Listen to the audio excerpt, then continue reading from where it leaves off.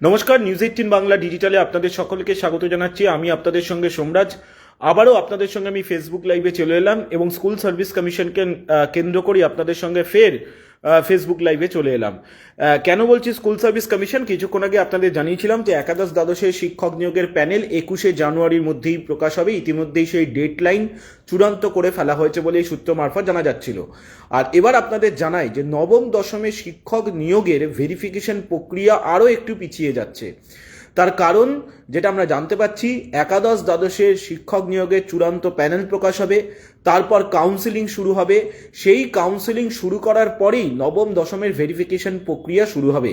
আপনারা দেখেছেন যে কিছুদিন আগেই স্কুল সার্ভিস কমিশন নবম দশমের ভেরিফিকেশন তথা ইন্টারভিউয়ের তালিকা প্রকাশ করেছে। যে তালিকায় প্রায় 40,000 প্রার্থীদের নাম প্রকাশ করেছিল স্কুল সার্ভিস কমিশন কিছুদিন আগেই।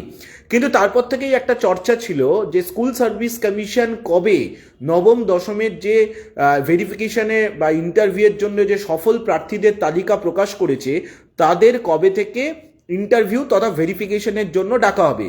প্রথম পর্বে হবে ভেরিফিকেশন, তারপরেই হবে ইন্টারভিউ। আর সেখানেই যেটা আমরা সূত্র মারফত জানতে পারছি যে ফেব্রুয়ারি মাসের আগে কোনোভাবেই নবম দশমের শিক্ষক নিয়োগের ভেরিফিকেশন প্রক্রিয়া শুরু করতে পারছে না স্কুল সার্ভিস কমিশন। নবম দশমের যে শিক্ষক নিয়োগ প্রক্রিয়া সেখানেই রয়েছে সবথেকে বেশি শূন্যপদ, 20,000-এরও বেশি শূন্যপদ রয়েছে।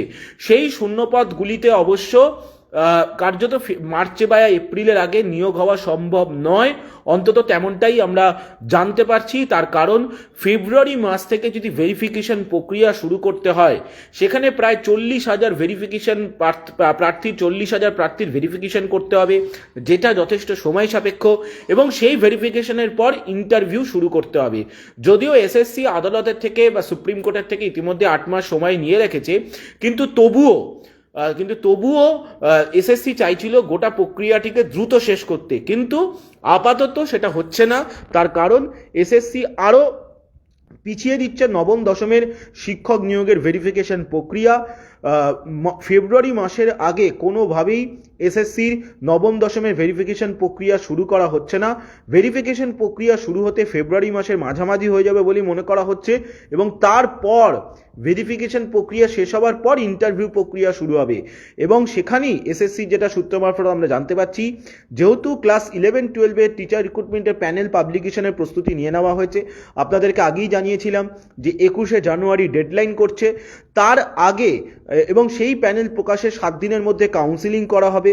7 দিনের মধ্যে কাউন্সিলিং করার পর যাতে ফেব্রুয়ারি মাসের মধ্যে স্কুলে একাদশ দ্বাদশের শিক্ষক শিক্ষিকা নিয়োগ করে পাঠিয়ে দেওয়া যায়, সেই চেষ্টা চালাচ্ছে এসএসসি।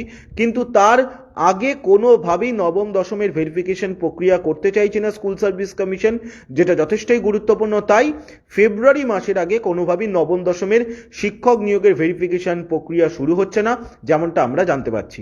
আপনারা অবশ্যই নিউজ 18 বাংলা ডিজিটালের নজর রাখুন যাবতীয় খবরের আপডেট জানার জন্য।